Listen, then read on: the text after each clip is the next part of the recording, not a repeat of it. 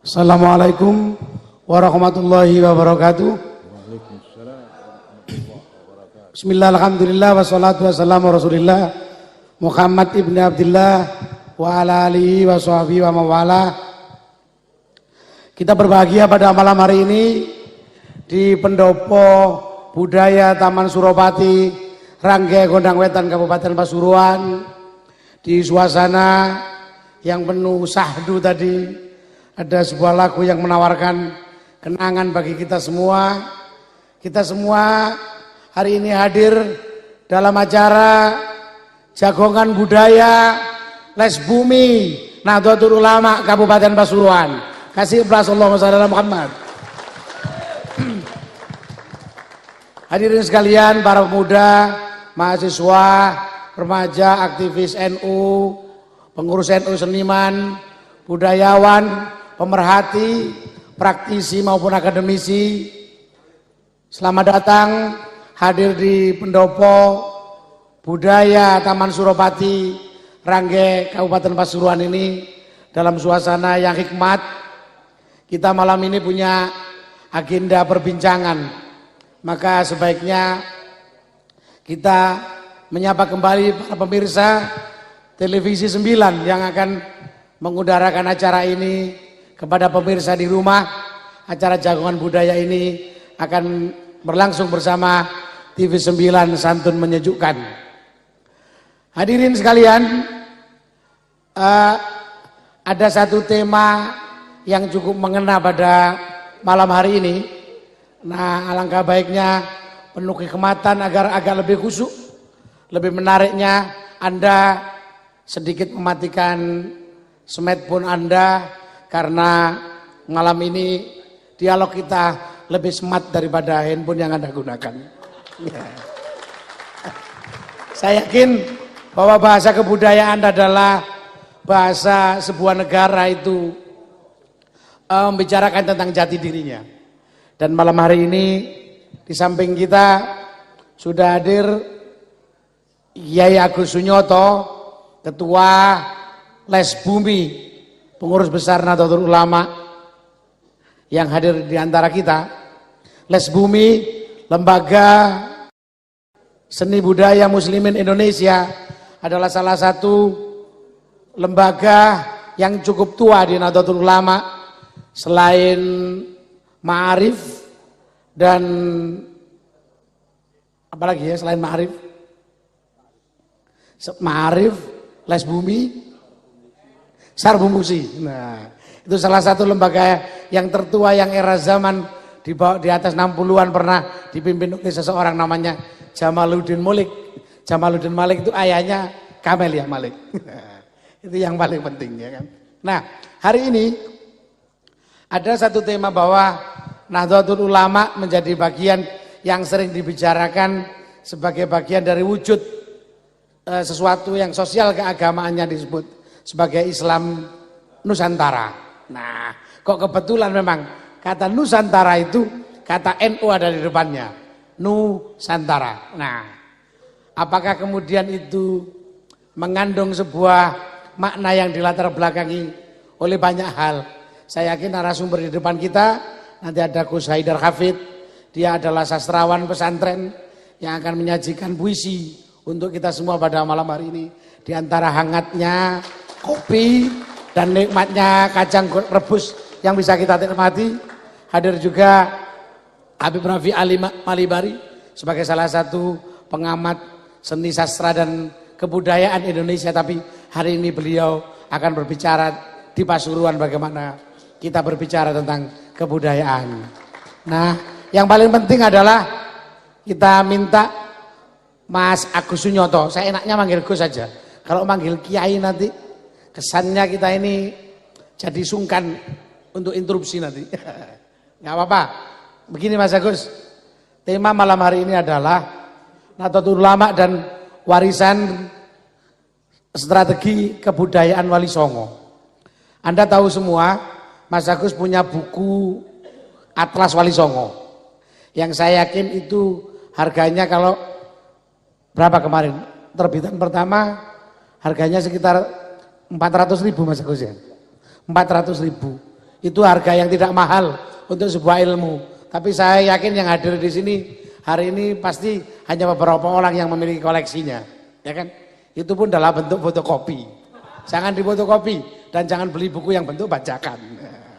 Nah, Mas Agus Sunyoto hari ini, marilah kita tangkap beliau akan bercerita tentang perjalanan apa sebenarnya Wali Songo. Wali Songo dalam peradaban kebudayaan di Indonesia bisa dilihat dari buku sejarah Indonesia. Bisa juga dilihat beberapa tahun yang lalu ada sutradara namanya Sofyan Sarna membuat beberapa film memindahkan cerita Wali Songo ke dalam peta film Sunan Kalijogo dan 9 Wali dan lain sebagainya. Itu nanti sekedar daya jangkau pengetahuan kita sampai Mas Agus Sunyoto menjelaskannya. Nah, baiklah kita kasih waktu Mas Agus Sunyoto untuk menjelaskannya.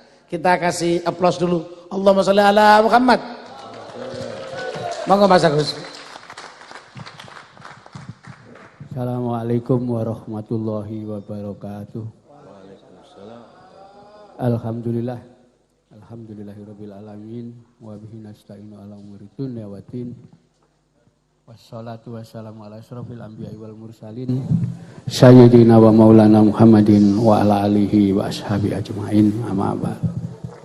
Pada para alim ulama, para kiai yang kami taati khusus dari Rais Surya PCNU Kabupaten Pasuruan, juga Ketua Tanfidiyah yang diwakili Sekretaris PCNU Kabupaten Pasuruan dan Ketua Les Bumi PCNU Kabupaten Pasuruan dan sahabat-sahabat sekalian. Kita bicara soal budaya, ini sebetulnya sangat luas. Tapi selama ini budaya lebih banyak ditafsirkan kesenian. Enggak, budaya tidak kesenian aja. Ya. Budaya itu macam-macam. Yang jelas budaya itu adalah segala hasil budidaya akal manusia. Ya. Itu yang namanya budaya. Jadi masalah hukum, tata negara, ya, politik, ekonomi, itu budaya. Bagian dari budaya, termasuk bagiannya seni. Ya. Nah, ini yang menentukan identitas satu bangsa, budaya itu. Karena itu pendidikan itu adalah proses pewarisan budaya sebetulnya. Ya.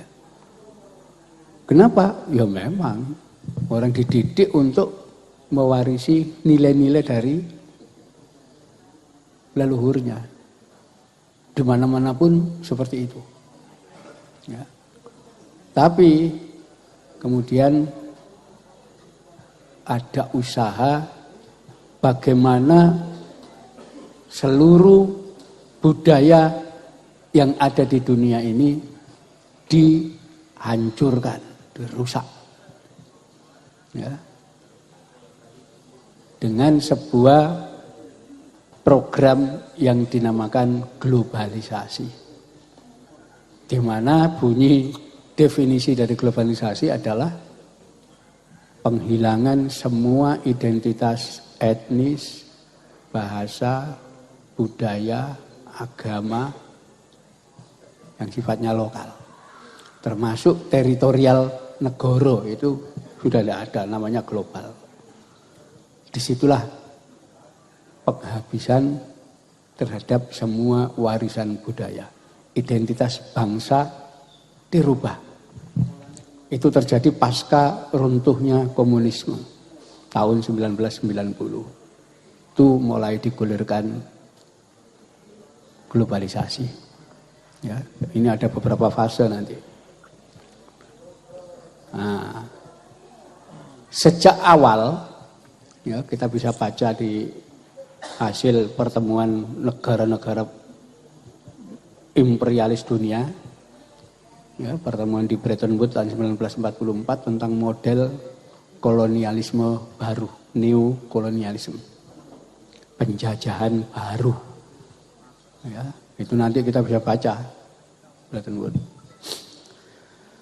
Nah, satu hal dari negara-negara imperialis, ya, Eropa dan Amerika terutama, mereka tidak menghendaki persatuan Asia. Ya, kalau sampai Asia bersatu, Eropa, Amerika langsung tumbang. Itu kuncinya. Kenapa? Mereka tahu ras Asia ini ras unggul mulai zaman kuno. Kalau sampai bersatu, habis mereka. Itulah dirancang. Ya. Pasca Perang Dunia Kedua, dah dirancang. Perang Dingin, itu tujuannya untuk memecah belah bangsa Asia. Korea dipecah, Korea Utara, Korea Selatan. Yaman Selatan, Yaman Utara. Itu nanti Vietnam Selatan, Vietnam Utara. Terus negara-negara itu. Dan terutama yang mereka anggap paling berbahaya untuk bersatu, itu bangsa Arab. Kenapa? Bangsa Arab ini bangsa yang tersebar mulai Jazirah Arab, ya, itu sampai Afrika Utara, ya, itu sampai wilayah sekitar Asia Tengah. Ya. Bahasanya satu, nggak boleh bersatu, ini harus dihancurkan ini. Ya. Ya, disitulah sejak awal dipecah-pecah, diadu domba, hancur.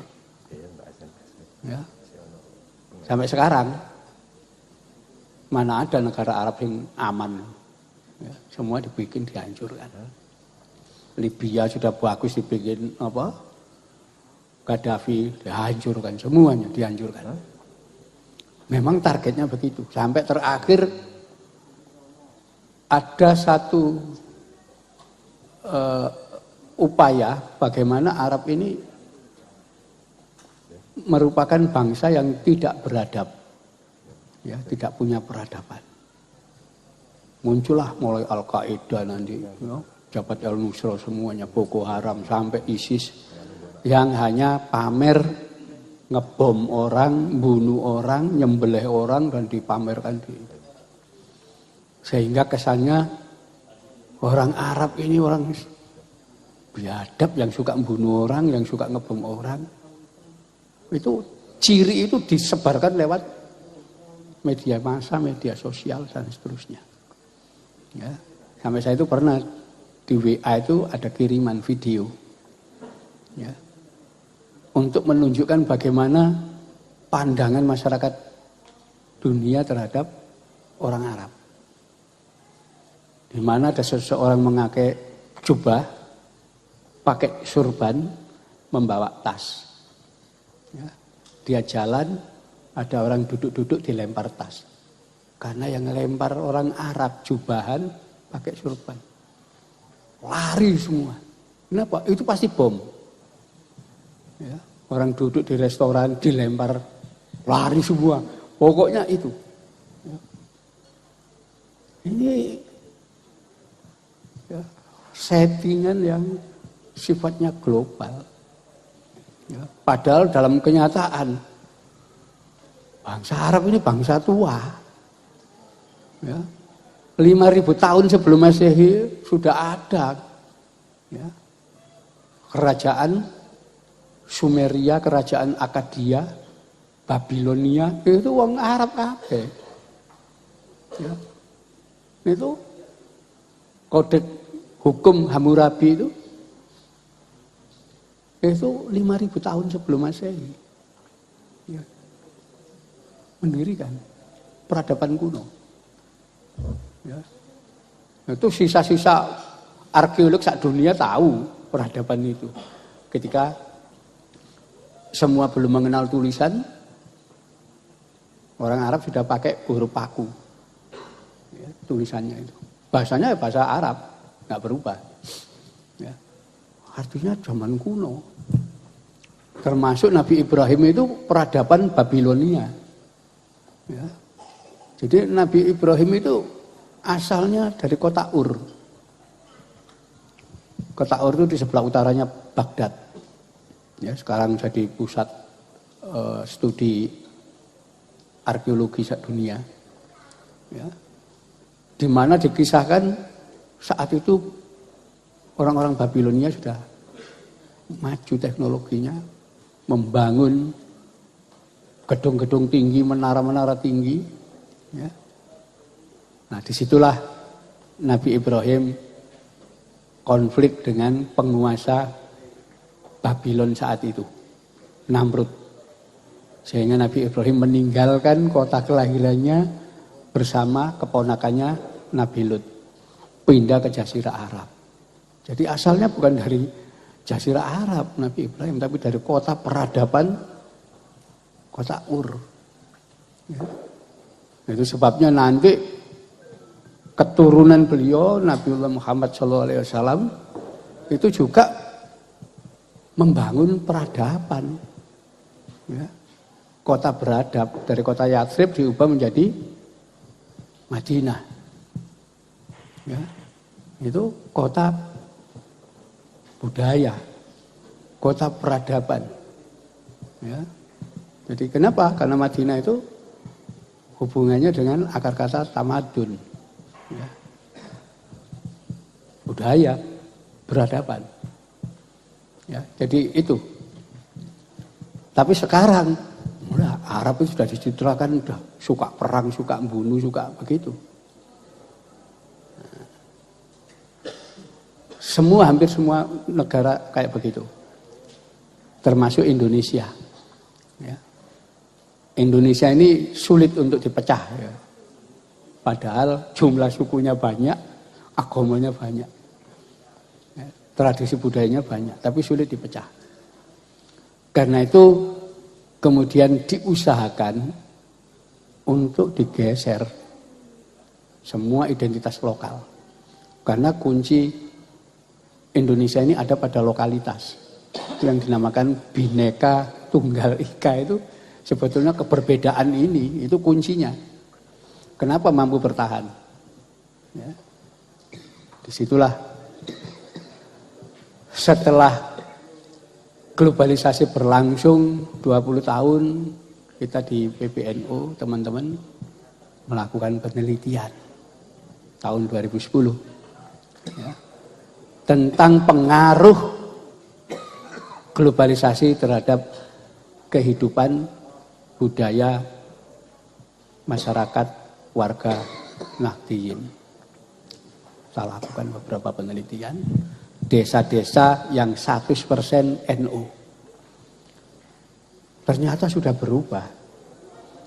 Ya.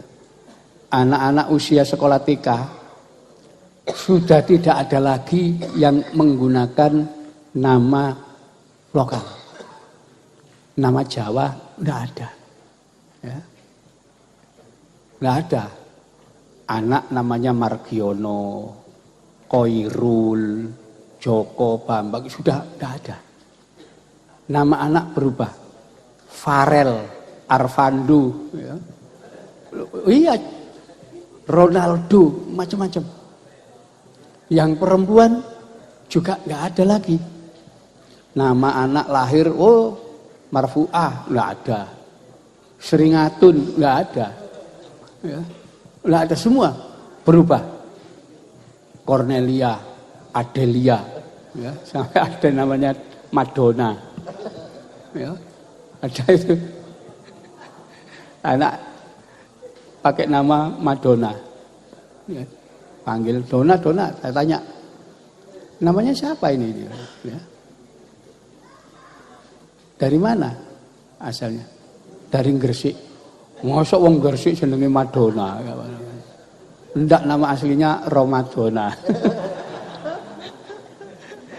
Jadi seperti itu. Ya. Nggak mau nama-nama lokal itu sudah dihilangkan. Gitu. Dirubah. Nama Tony dipakai, nggak mau nama yang lain. Lokal-lokal semua. Bahkan tidak kita temukan orang tua usia muda yang dipanggil ibu, emak, apalagi mbok, nggak ada. Semua manggil mama, papa. Desa loh itu. Ya dibilang pedesaan ini. Ya. Papa, mama, dirubah semua. Ya. Paman, bibik sudah tidak ada. Tante, udah berubah. Nggak sadar. Ya. Ini proses penggiringan budaya habis. Ya. Sampai ada kelompok di Malang itu terbang jidor. Itu ya tinggal satu generasi orang-orang tua. Orang tua mati nggak ada yang mewarisi. Karena menurut anak-anak nggak mau mereka meneruskan terbang jidor yang isinya sholawatan ini. Nggak mau. Orang-orang tua. Ya, jadi wah ini kalau dibiarkan habis budaya kita. Ya, jadi budaya barat semua. Ya, ini semua. Sampai pandangan itu berkaitan dengan ketika melihat segala sesuatu yang sifatnya lokal, tradisional, itu dianggap rendah. Mulai menu makanan, itu udah. Ya, langsung rendah. Tapi kalau global, datang dari barat, itu superior. Ya. Namanya ayam goreng, nggak pakai bumbu, cuma dikasih saus. Tapi karena KFC, itu orang beli antri, sekalian untuk pamer makanan wong barat. Ya. Dia merasa prestis naik kalau sudah masuk di situ. Kalau sekedar warung, makan apa? Pecel, itu dianggap rendah. Ya. Itu semua seni tradisional sama. Ya. Anak-anak muda gak mungkin, ayo nonton jaran kepang, ya. Nonton ludruk itu dianggap rendah. Ya. Band lebih itu. Kita tanya anak-anak, sopo neng Malang dalang sing terkenal? Nggak tahu. Ya. Lupa di Mojokerto anak-anak kita tanya, nggak ada yang tahu nama-nama. Ya. Tapi kalau kita tanya penyanyi macam Muay itu mereka tahu. Ya, di situ. Siapapun kita tanya paham mereka. Ya, ini warning ini gitu. Wah ini kalau dibiarkan habis kita gak punya budaya apa-apa ke depan itu. Itulah diputuskan kita harus membuat penguatan budaya. Ya. Kita harus melakukan NU-isasi terhadap warga NU yang sudah jadi global barat ini. Ya. Tapi waktu itu muncul juga ide, kalau kita pakai istilah NU-isasi, berarti kelihatan sekali NU krisis, sampai di NU kan kembali. Akhirnya diambil keputusan kita bikin aja Islam Nusantara. Sebetulnya Islam Nusantara itu NU-isasi, meng-NU-kan kembali. Ya, itu tradisi warisan Wali Songo.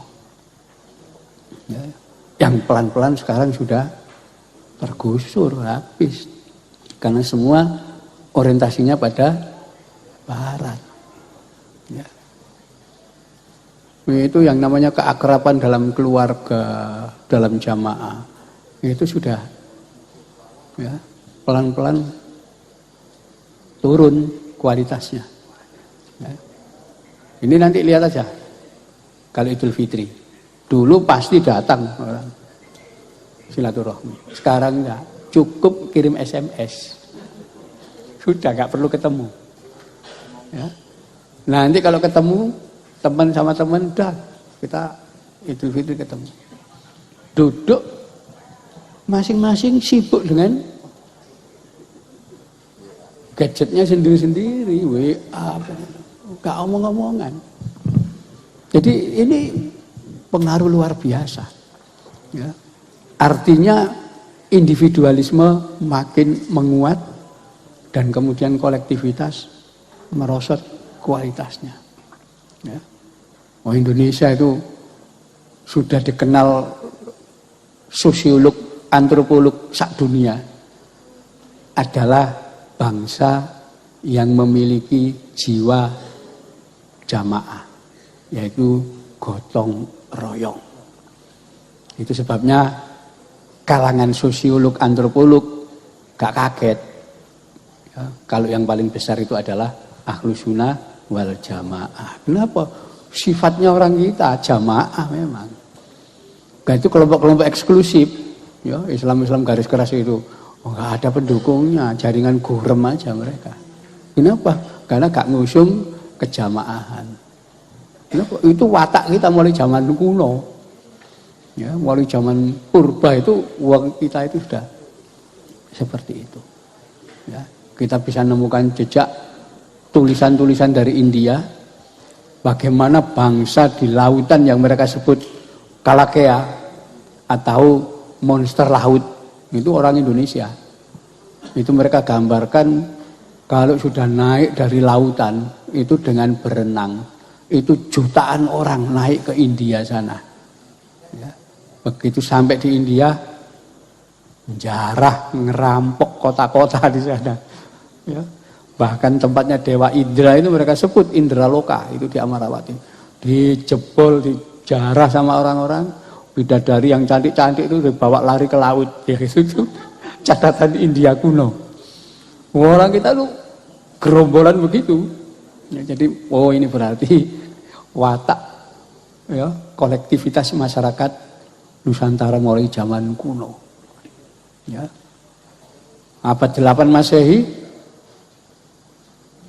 orang-orang Jawa itu nyerang Cina. Ya.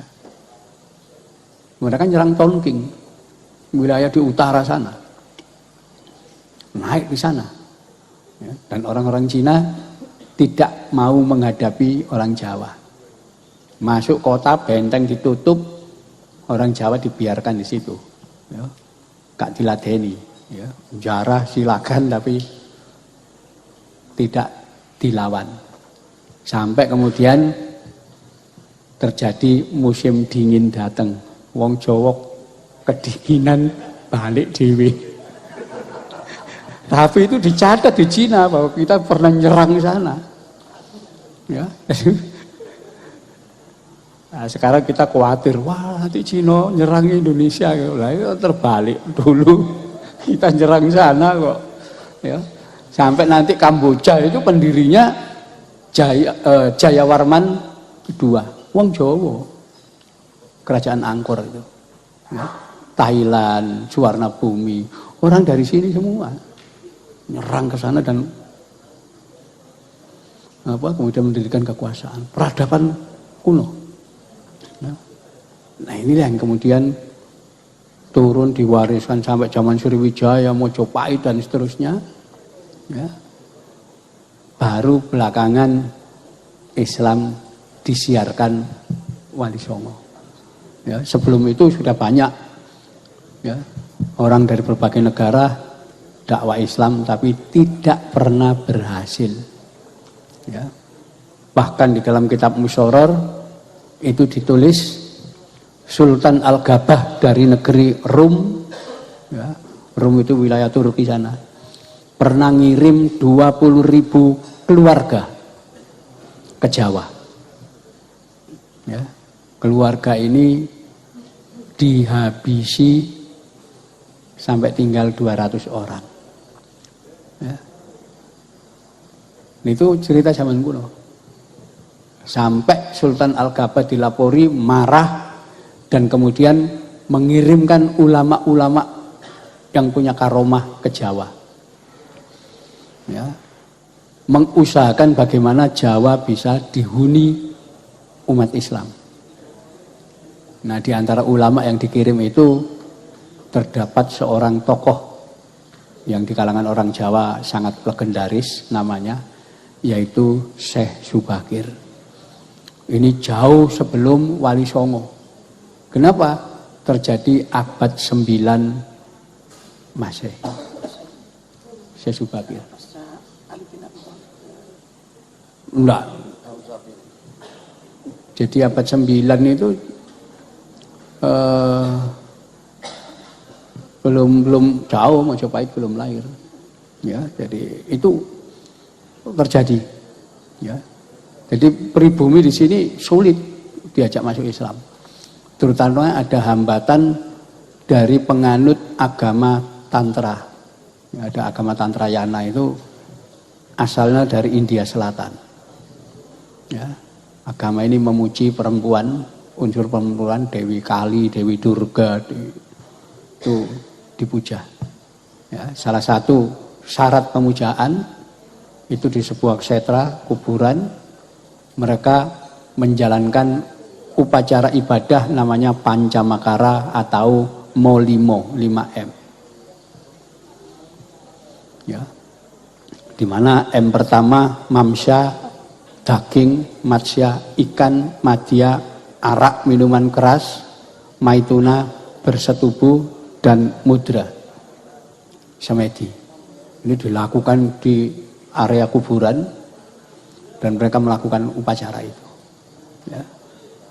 Nah, nanti pada upacara yang tingkat tinggi makan daging itu, mamsa makan daging itu harus daging manusia. Ya. Makan ikan itu ikan beracun, ikan gembung yang beracun. Madya, arak itu diganti menjadi darah manusia. Jadi upacaranya itu tumpukan mayat. Itu Bhairawa. Ini yang sering menghabisi orang Islam kalau datang. Ya, itu catatan kuno dah. Ya, cuman sejarawan itu kan biasanya ditutup-tutupi. Ya, wah, mosok Raja Singosari, Bhairawa Tantra ini mangan wong minum darah. Biasanya ditutupi. Ya, tapi aslinya ya enggak, kita baca bukunya ya seperti itu, peristiwanya seperti itu, bahwa ada agama kuno ini. Itulah salah satu yang menghalangi kenapa Islam tidak bisa masuk sampai ratusan tahun. Jadi makan, ya. Sampai zaman Wali Songo itu Sunan Bonang masuk Kediri, ketemu, ya. Ya, sempat tarung fisik dengan kelompok itu. Sunan Bonang keluar dari Kediri sampai, ya. Karena masih muda beliau. Keluar dari Kediri, nyebrang sungai. Sekarang wilayah Kabupaten Nganjuk. Itu di pinggir sungai, di desa namanya Singkal, Sunan Bonang membangun langgar musola, melakukan dakwah di situ. Ya. Itulah dakwah Sunan Bonang, membentuk lingkaran seperti upacara Molimo itu, ya, Pancamakara. Tengah-tengahnya ada makanan. Ya, itulah yang dinamakan kenduri atau selamatan atau pancaan. Itu pertama kali Sunan Bonang, sebelum itu nggak ada. Orang Majapahit nggak mengenal itu selamatan itu. Jadi itulah yang kemudian berkembang di mana-mana. Ya. Itu menunjukkan ciri awal Islam itu selamatan, kenduren. Ya. Jadi keliru kalau orang ngomong selamatan itu warisan Hindu. Nggak ada Hindu selamatan itu. Ya. Kenduren itu zaman Islam untuk mengantisipasi itu. Ya. Jadi muncul tradisi baru. Nah, ini kebijakan para wali ini itu yang kemudian nanti akan mewarisi Islam yang khas di Indonesia. Ya. Jadi para wali itu dulu ketika mau dakwah, beliau tidak berbekal kitab beserta tafsirnya. Sekarang kan orang langsung kitab, itu tafsirnya ini langsung dakwah, jeret. Wah, akhirnya gak nyambung. Ya. Gak nyambung, gagal. ribut. Ya. Wali Songo dulu enggak begitu. Ya. Beliau melihat dulu realita masyarakat, realita geografi negara ini apa. Ya. Disitulah Wali Songo mengetahui bahwa geografi Indonesia ini adalah negara yang sangat subur berlimpah makanan. Ya. Orang berjalan di mana-mana itu makanan semua. Tumbuh-tumbuhan itu semua bisa dimakan. Ya. Liwat desa belum pernah tidak ketemu dengan yang namanya lumbung tempat menyimpan padi. Tiap desa punya lumbung desa, di pedukuhan ada lumbung, orang-orang kaya punya lumbung, nggak pernah kekurangan. Ya, itu fakta. Baik Mas Agus, nanti kita lanjutkan Ya.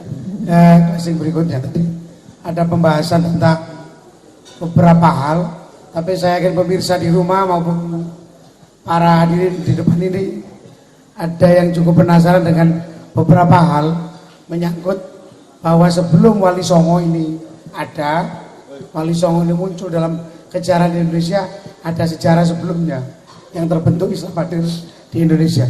Baik, kita kembali kepada pemirsa, akan kita lanjutkan pada segmen berikutnya. Jagongan budaya, Mas Agus Sunyoto tadi sudah banyak bercerita yang buat kita terkesima. Silakan dinikmati kopinya, kacang rebusnya disiapkan, ada bakso hangat yang bisa dinikmati, tapi kita tetap serius, amanah menjalankan jagongan budaya ini sebagai satu pengajian kesejarahan Nahdlatul Ulama dan Ahlussunnah wal Jamaah dari masa lalu dan masa yang akan datang. Mas Agus, tadi sudah ada yang mulai penasaran pemirsa di rumah tentang Mas Agus bercerita bahwa sebelum periode Wali Songo sebenarnya Islam sudah masuk di Indonesia, tapi tidak cukup berhasil. Baru kemudian ketika strategi Wali Songo itu dimulai, maka kemudian itu berkembang menjadi satu peradaban Islam yang dinamakan dengan kalimat Mas Agus Islam Nusantara. Ya. Saya ingin Mas Agus memulainya dari sini, Mas. Ya. Sebelum warga Nahdlatul Ulama ini tahu titik letak sejarah ini dibicarakan. Monggo. Ya. Jadi begini, ada satu hal yang saya tadi ungkapkan, penghambat bagi perkembangan Islam. Pertama, karena kuatnya pengaruh agama Tantrayana. Ya. Yang salah satu upacaranya adalah Pancamakara atau Molimo. Ya. Di mana Wali Songo awal sekali udah jangan menjalankan Molimo. Yang dimaksud itu praktek agama itu. Ya, belakangan karena orang Islam gak paham, kemudian ditafsiri lain. Molimo ojo madat, main, minum, madon, maling. Ya. Sekedar itu enggak, upacara agama itu. Ya. Jadi itu, karena itu mereka gak suka dengan orang Islam karena menentang upacara itu. Nah disitulah kemudian Wali Songo melakukan pendekatan. Ya. Salah satunya Wali Songo mengetahui ya, bahwa di Nusantara ini ya, ternyata masyarakat itu terbagi dua. Masyarakat di keraton, yaitu golongan Gusti, dan masyarakat di luar keraton, golongan kawula. Gusti artinya tuan, kawula artinya budak. Dan melihat fakta, golongan di keraton itu golongan masyarakat yang menganut agama Hindu, agama Buddha, agama Karsian itu di keraton. Masyarakat di luar keraton itu menganut agama kuno, namanya Kapitayan. Ya. Agama Kapitayan ini yang oleh orang Belanda disebut dengan agama animisme, dinamisme. Keliru itu.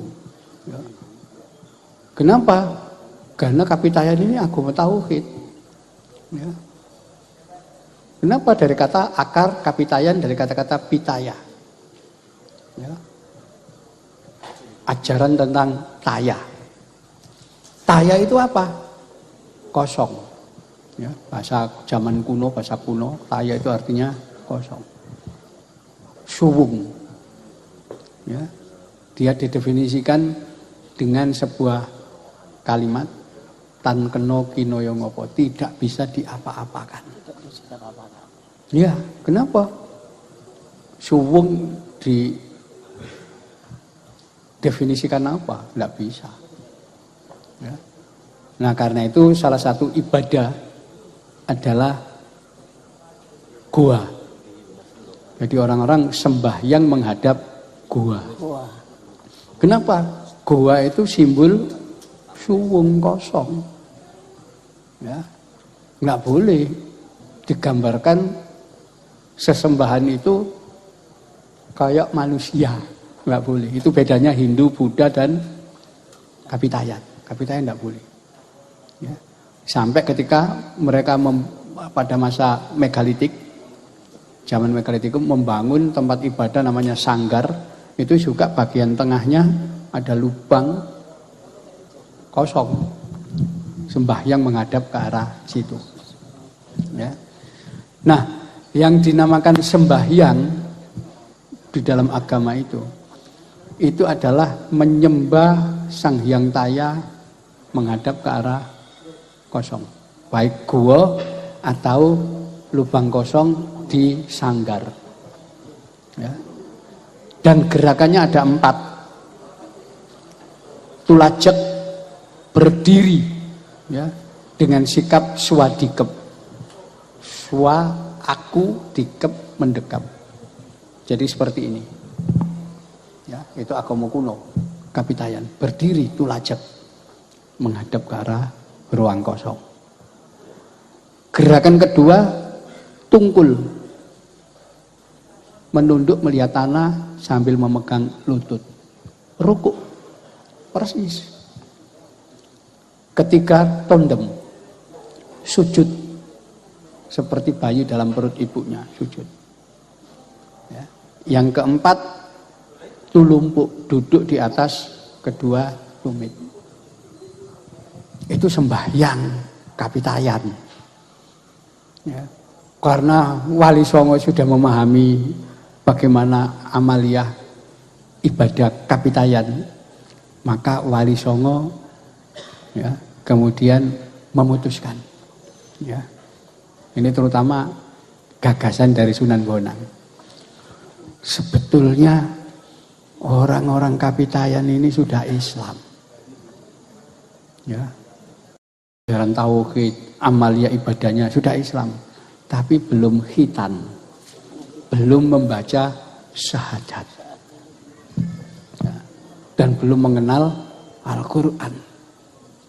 Karena itu tugas utama kita mensyahadatkan dulu orang-orang Kapitayan ini.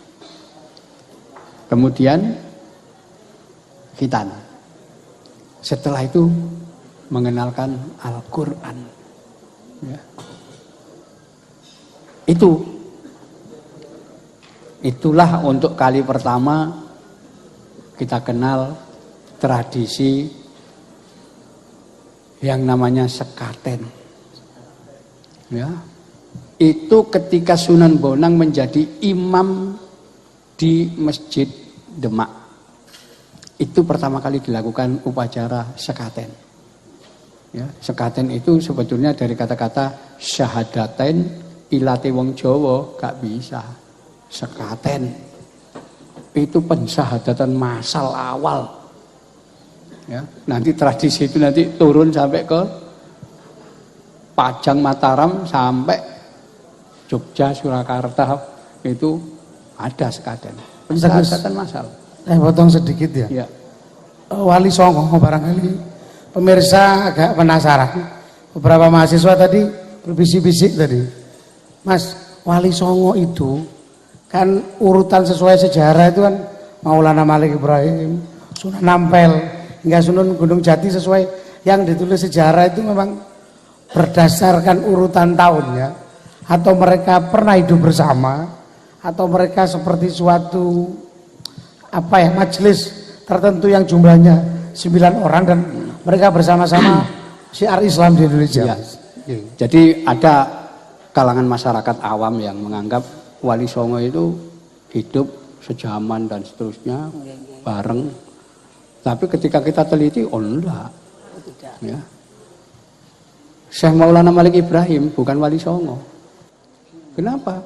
Loh, beliau sudah wafat sebelum Wali Songo lahir. Jadi nggak pernah jadi. Jadi beliau dakwah sendirian. Bukan iya sendirian, justru lebih berat, lebih tua. Nah masyarakat nggak paham. Pokoknya ono wali ya isi wali. Nanti sekarang dibagi wali 5 macam-macam. Iya. Itu masyarakat sendiri. Itu acara ziarah. Iya itu. Ya, tapi sebetulnya itu bahwa salah satu faktor ya selain kelompok-kelompok Bhairawa Tantra yang tidak suka dengan Islam, itu salah satu faktornya kenapa Islam agak tidak banyak dianut oleh penduduk pribumi. Itu salah satu faktornya stratifikasi sosial masyarakat di Nusantara. Jadi dulu ada aturan bahwa masyarakat di Indonesia ini terbagi atas 7 kelas. Dari kelas yang paling tinggi sampai kelas yang paling rendah. Ya. Nah, ukuran ini didasarkan pada standar ya, parameter yang sama.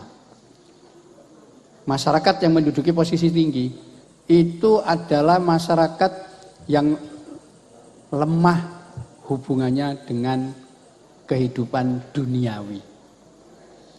Masyarakat yang paling dasar, paling rendah itu adalah masyarakat materialis. Masyarakat yang sangat terikat dengan materi duniawi, paling rendah. Itu sebabnya golongan paling atas diduduki para brahmana.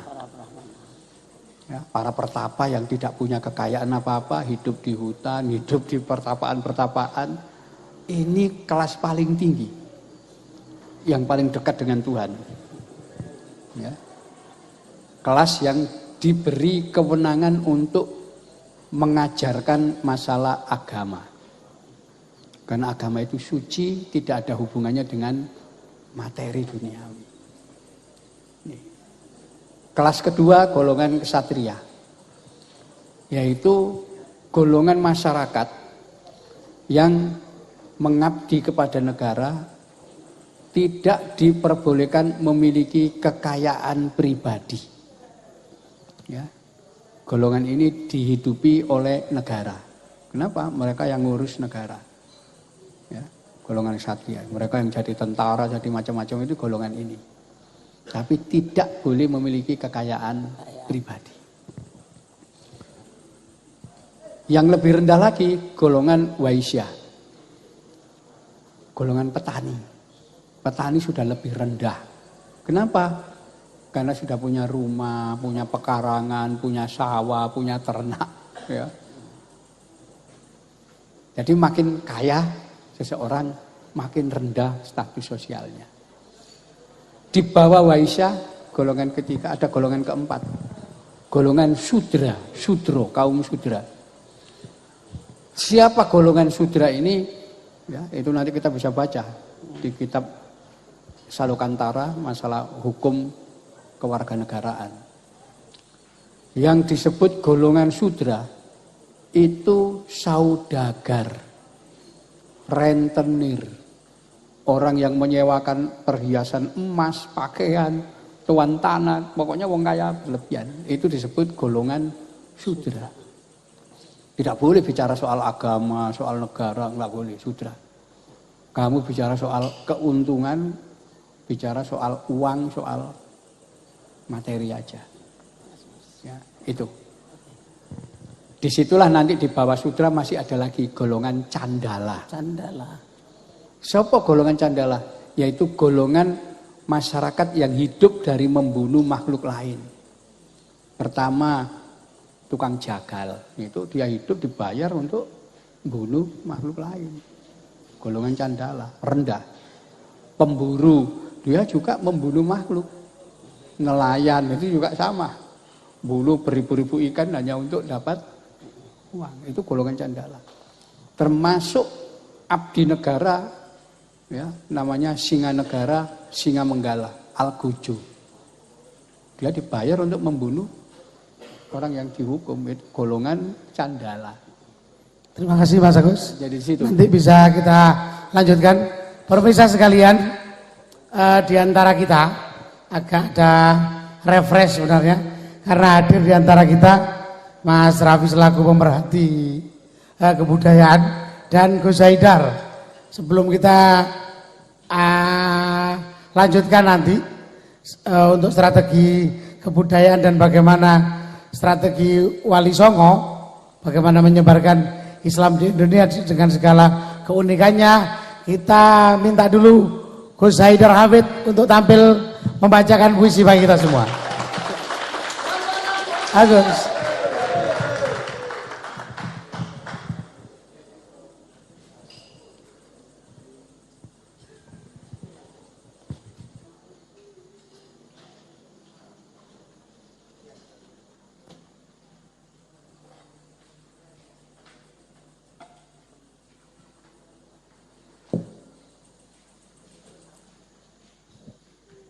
Terbang.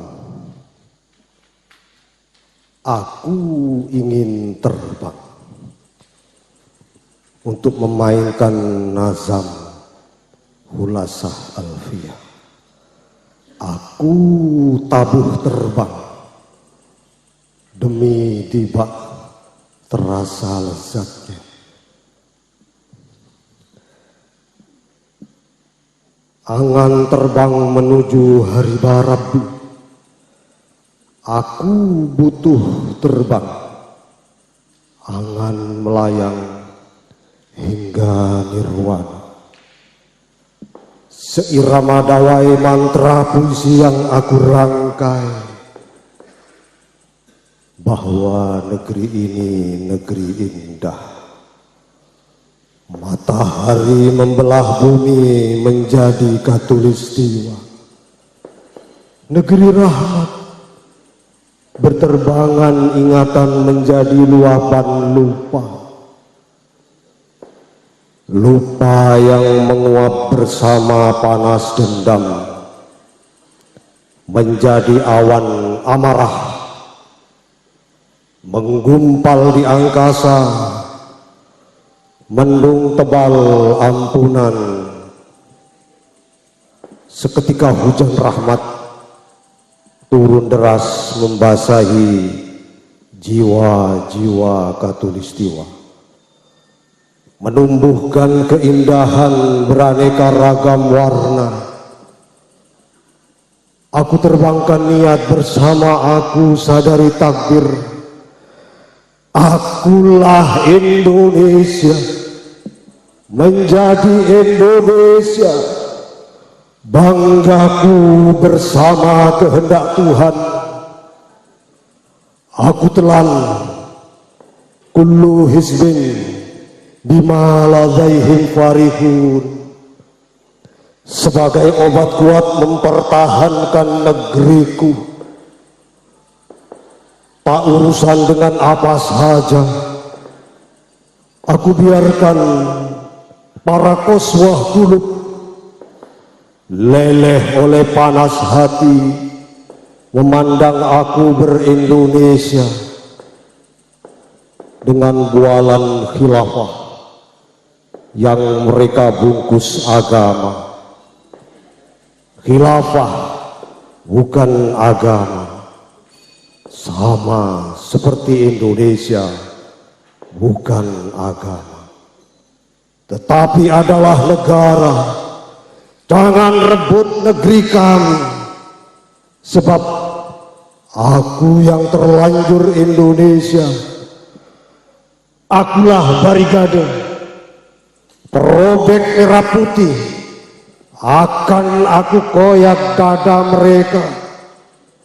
Dada yang penuh sesak, amrat kulub, dada yang busuk, tak rela menyaksikan aku adalah Indonesia.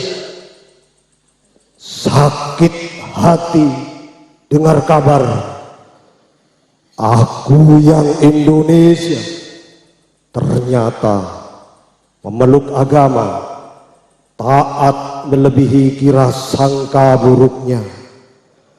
Aku yang Indonesia membumikan kalam Tuhan menjadi tarikan nafas. Jangankan koar-koar, apa saja seluruhnya agama.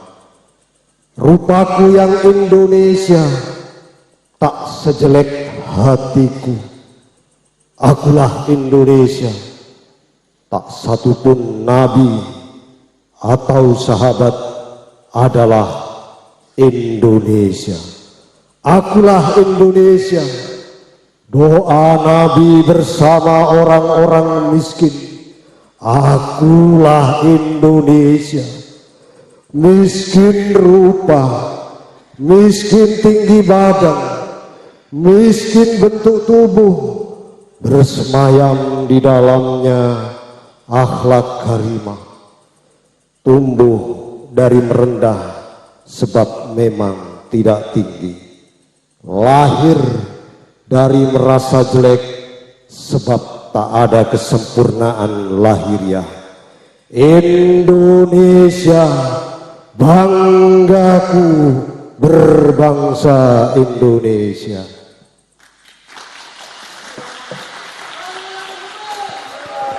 Terima kasih Gus Haidar. Aku terbang bersama Indonesia. Jangan kemana-mana. Acara ini akan kita lanjutkan di segmen berikutnya. Baik para pemirsa, kita kembali ke jagongan budaya kita kali ini. Sesudah kita dengarkan tadi beberapa syair dan sholawat yang didengkan oleh teman-teman Les Bumi dari Bondowoso, teman-teman Les Bumi dari Lumajang, teman Les Bumi dari Kediri dan dari Surabaya yang hadir di acara jagongan budaya Les Bumi Nahdlatul Ulama Kabupaten Pasuruan. Tepuk tangan.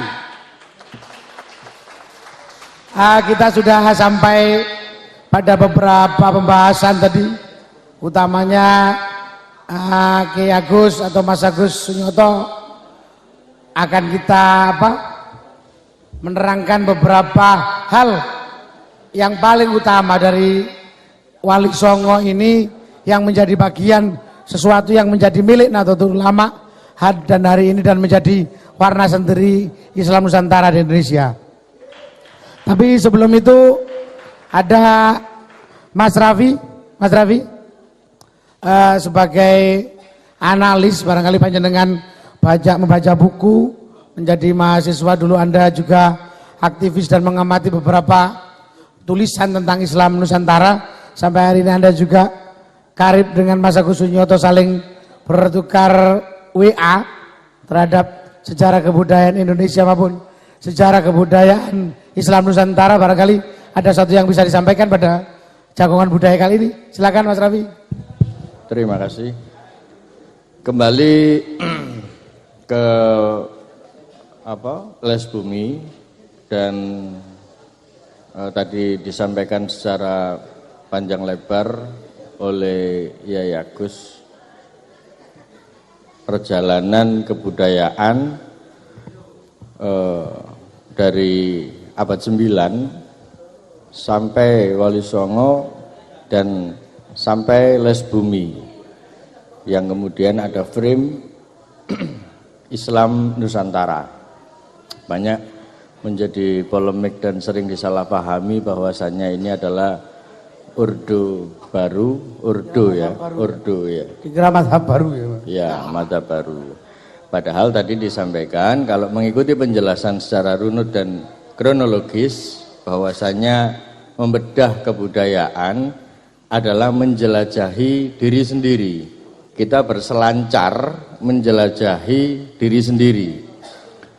Bagaimana perjalanan Islam di Nusantara ini sampai final kemudian dibungkus, diwadahi dalam Jamiah Nahdlatul Ulama yang kemudian di dalamnya ada les bumi. Tadi disampaikan salah satu ketua ya Pak Jamaluddin Malik, ayahnya siapa? Kamelia Malik. Saudara seibu dari Ahmad Albar. Iya betul. Ya, saudara seibu dari Ahmad Albar. Ahmad Albar sendiri bapaknya juga musisi. Islam Nusantara disebutkan tadi oleh Yai Agus bahwa ini adalah framing berusaha untuk mengembalikan, merajut kembali perjalanan dakwah. Ya, kalau kita bicara strategi ini, strategi dakwah. Dan itu sebenarnya sudah ditumbuhkan di dalam pesantren-pesantren. Dulu belum ada pesantren, sehingga para wali songo, para pendakwah dulu itu berkeliling, berkelana dari satu titik ke titik yang lain, sampai di Pasuruan. Kemudian kita dapati di sana ada situs-situs, ya, ada produk budaya namanya keris, apa? Winongan. Keris Winongan itu produk budaya dari daerah Winongan. Nah, kita mungkin perlu mendalami hal-hal seperti itu. Tetapi yang lebih penting, ya Gus, yang ingin saya tanyakan adalah apa dan bagaimana khususnya kita ini di dalam aktivis budaya di lingkungan NU ini untuk senantiasa memegang dan menggerakkan strategi dakwah tadi dalam bentuk kebudayaan di lingkungan Nahdlatul Ulama. Itu mungkin pertanyaan saya. Terima kasih. Silakan ya Gus, tadi apa yang perlu dilakukan sebagai satu strategi di lingkungan Nahdlatul Ulama, terutama anak-anak muda dan hari ini yang menjadi bagian dari Jamiah Nahdlatul Ulama, tetap melanggengkan strategi kebudayaan Wali Songo nih dalam kehidupan berorganisasi maupun bermasyarakat. Ya, jadi begini, setelah kita melihat fakta tentang perubahan sosial yang terjadi akibat globalisasi, yang ini akan mengancam eksistensi orang Indonesia, terutama kalangan tradisional, mereka akan hilang. Nah, karena itu kita melakukan salah satunya proses yang dinamakan NU-isasi, atau kita pakai istilah Islam Nusantara, yaitu menggalakkan lagi tradisi budaya Islam Nusantara, warisan Wali Songo, ya di situ. Jadi ini 2015 kita menyusun satu konsep strategi kebudayaan yang kita sebut Sabtawi Kerama, ya, atau Al-Qawaidus Sab'ah, 7 strategi budaya. Itu ada, nanti kita jelaskan. Nah, salah satunya adalah bagaimana kita kembali mengembangkan pendidikan zaman Wali Songo, yaitu pendidikan yang mengajarkan 2 aspek, ya. Jadi dulu pendidikan sendiri, pengajaran sendiri. Antara pendidikan inilah yang kemudian disebut tarbiyah wa ta'lim. Ini, di mana yang namanya tarbiyah itu adalah pendidikan kolbu, ya, pendidikan watak, pendidikan yang sifatnya intuitif. Dan taklim itu pendidikan pengajaran, pengembangan ilmu pengetahuan rasio manusia.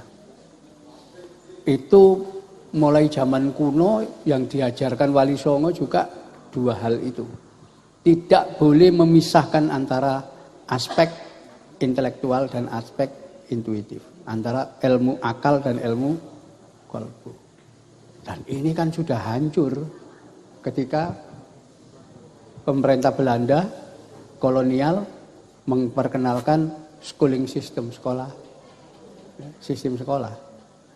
Tidak ada lagi pengembangan intuisi, pengembangan kolbu itu tidak ada. Seluruhnya adalah rasio. Itu yang jadi malapetaka sekarang. Ya, orang Indonesia gak tambah pinter, tambah bodoh ketika hanya rasio saja.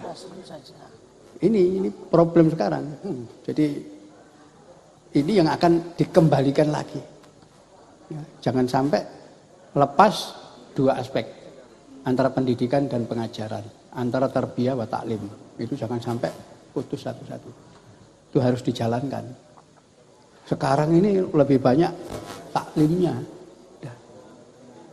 Tradisi membaca mungkin. Ya, Tradisi membaca itu bukan salah satu bagian dari ini. bukan tradisi membaca. Itu tuh masalah taklim itu nanti. Tapi ini. Ya. Nah, itulah tahun 2015 itu Les Bumi sempat mengumpulkan semua naskah mulai akhir Mojopahit, Demak, Pajang sampai Mataram. Ya, naskah-naskah kuno kita kumpulkan era Wali Songo itu. Dan kita mendapati 6.528 naskah. Ya. Cuman enggak banyak teman yang bisa baca. Karena tulisan Jawa kuno, tulisan Wali Songo. Tapi dari situ kita tahu, wow, konsep pengajaran Wali Songo seperti ini. Penyeimbangan, pengembangan intelektual dan intuisi. Itu tarbiyah wa ta'lim. Luar biasa. Ya. Jadi pesantren-pesantren zaman Wali Songo itu tidak hanya diajari masalah ilmu-ilmu agama. Tapi saat itu fikih belum berkembang zaman Wali Songo. Ya, kitab-kitab hanya masalah ibadah, menyangkut masalah amalia ibadah. Ya, masalah tauhid, ya, masalah tasawuf itu di situ. Itu pengembangan misalnya ilmu falak itu digabung antara ilmu falak Jawa, palintangan itu dengan ilmu falak Islam. Mantek diperkenalkan semua. Ya. Bahkan teknologi diperkenalkan. Di mana tidak sekedar membuat pusaka, keris, tombak, pedang, ya, metalurgi itu tidak sekedar itu. Tapi juga diajarkan bagaimana ngecor meriam, membuat senapan dan seterusnya. Ada semua ternyata. Oh, luar biasa di situ. Ya. Itu sebabnya ketika Portugis datang di sini nggak mampu masuk Jawa, masuk Sumatera. Kenapa? Orang-orang Islam di sini sudah punya meriam kok. Ya. Portugis baru mau masuk Sunda Kelapa, Jakarta, dihadang sama Fatahillah. Balik kalah mereka. Kenapa? Loh, perang kita pakai meriam. Itu faktanya kayak begitu. Dan ini kita temukan di laporan militer Portugis. Ya, dalam pertempuran menghadapi itu. Ada laporannya. Ya. Bagaimana orang-orang Islam di sini menguasai teknologi kanon-kanon besar itu pertempuran. Jadi waktu Portugis menguasai Malaka, itu dari Demak dikirim armada itu. Kapalnya sudah dilengkapi meriam. Tembak-menembak itu antara kapal Demak dengan benteng Malaka itu. Jadi luar biasa zaman Wali Songo itu. Jadi pengembangan teknologi dan seterusnya ikut berkembang. Itulah yang nanti kerajaan-kerajaan kayak Mataram itu yang namanya prajurit Sorogenen itu khusus untuk ya Sorok Geni itu penembak meriam, pembikin meriam, operator meriam, termasuk pasukan bersenapan. Ya. Itu orang pesantren semua. Ya. Sampai masalah kebutuhan kertas itu dari pesantren. Karena pesantren pengembangan teknologi di situ.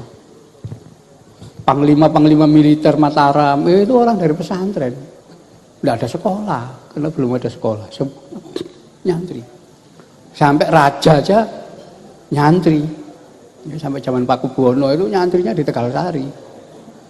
Karena itu ketika geger Pacinan rame, Kartosuro jatuh, ya, di tangan pemberontak Cina, Sunan lari ke Tegalsari Ponorogo, ke pondok waktu dia nyantri dulu. Disitulah dari pesantren Tegalsari mengumpulkan bupati-bupati alumnus itu untuk membela Pakubuwono kedua kembali ke Kartosuro merebut. Terakhir ya Gus, untuk Les Bumi dan untuk jajaran NU sebagai titik lanjut pewaris sejarah kebudayaan Wali Songo, ini apa ini? Ya, jadi Les Bumi sekarang lagi membuat satu program kegiatan yang disebut Asrama Saptawikrama. Asrama Saptawikrama. Jadi ini isinya pengkaderan untuk kader-kader muda NU agar memiliki ketahanan dalam mempertahankan ini tradisi budaya Islam Nusantara ke NU-an. Jadi di situ kita masukkan. Ya, tapi ini memang agak berat karena nanti materi-materi itu bukan hanya yang berkaitan dengan sejarah Islam itu dihafalkan ya. Ya, itu, tapi juga nanti menyangkut materi geopolitik, geostrategi, sistem dunia, ya. Bahkan pengetahuan sains dan budaya era milenial. Ya, itu menyangkut blockchain, menyangkut cryptocurrency, ya, kemudian asymmetry war, proxy war dan seterusnya itu diajarkan semua. Ya, karena memang itu bagian dari budaya yang dikembangkan Les Bumi. Jadi Les Bumi itu sebetulnya bisa dikatakan think tanknya NU dalam NU. Iya, mempertahankan budaya. Baik, terima kasih Pak Yai Agus Sunyoto tadi sudah menutup closing perbincangan kita pada malam hari ini. Dari beberapa hal kita tadi berdiskusi, berbincang tentang sejarah, tentang Wali Songo, tentang Islam Nusantara dan bagaimana peran Nahdlatul Ulama ini akan terus kita lanjutkan di era milenial, di era sosial media, baik media mainstream maupun sosial media yang hari ini dunia seakan di tangan Anda. Maka sebenarnya Wali Songo menjadi cahaya Nusantara yang tidak bisa dipengaruhi oleh apapun sebagai kelanjutan sejarah Islam Nusantara yang akan terus berkembang bersama Nahdlatul Ulama. Para pemirsa TV 9 yang ada di rumah, kita akhiri acara ini. Dan para pemirsa sekalian, rasanya tidak bisa kita sudahi acara ini tanpa puisi Gus Haidar. Silakan Gus Haidar tampil untuk yang terakhir kalinya.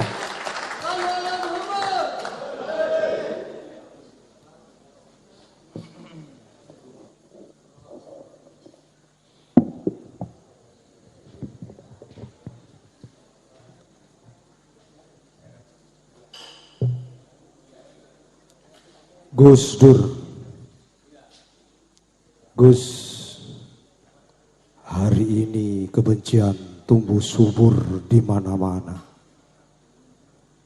Pada makanan, pada minuman, dan pada apa saja bila tidak bermerek dogma. Gus Dur, aku rindu hadirmu, membasahi hamparan rahmat yang mulai kering oleh berita viraliah yang fitnah, fitnah yang membunuh, mematikan, dan kejamnya melebihi pembunuh bayaran yang suka makan hati korbannya, mencincangnya menjadi sate kebencian. Tidak kau Gus Dur obati hati siapa saja yang telah koyak oleh kebencian. Apalah cinta kalau lahir dari rahim kebencian. Hari ini benci disusun menjadi kekuasaan demi mengatakan ini adalah dalam rangka cara yang indah. Dari mana air dingin menyegarkan mengalir dari celah api kebencian? Ketahuilah, hati yang indah mengalirkan keindahan. Ala wahya al-qalbu, Gus Dur, hatimu lautan. Jangankan caci maki, anjing, babi tak mampu menajismu halazahkan pikiranmu. Hatimu tetap tahir mutahir, mensucikan siapa saja para pengumpat dan pembencimu. Tidak hatiku hanya tahir, tetapi tidak mutahir. Tidak kau Gus Dur, hatimu selembut sutra, menyentuh ruang-ruang konflik dengan keindahan. Gus Dur, kau rindu kami penghuni negeri ini.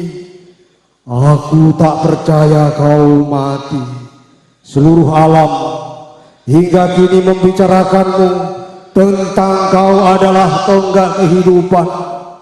Halayak ramai tergerak hadir menemuimu dalam resah. Resah yang kau temui menjadi rindu. Gus Dur, aku masih ingat apa saja tentangmu, tentang kekacauan yang kau lipat menjadi kabar indah. Terima kasih. Itulah akhir puisi dari Gus Haidar. Terima kasih Pak Kiai Agus Sunyoto, Mas Raffi telah hadir ke acara Jagongan Budaya Les Bumi Kabupaten Pasuruan dari Pendopo Budaya Taman Suropati, Rangkai Godang Wetan Pasuruan. Pemirsa TV 9, sampai bertemu lagi di acara yang lain dari Les Bumi Kabupaten Pasuruan. Wallahu muwaffiq ila aqwamit thoriq. Wassalamualaikum warahmatullahi wabarakatuh.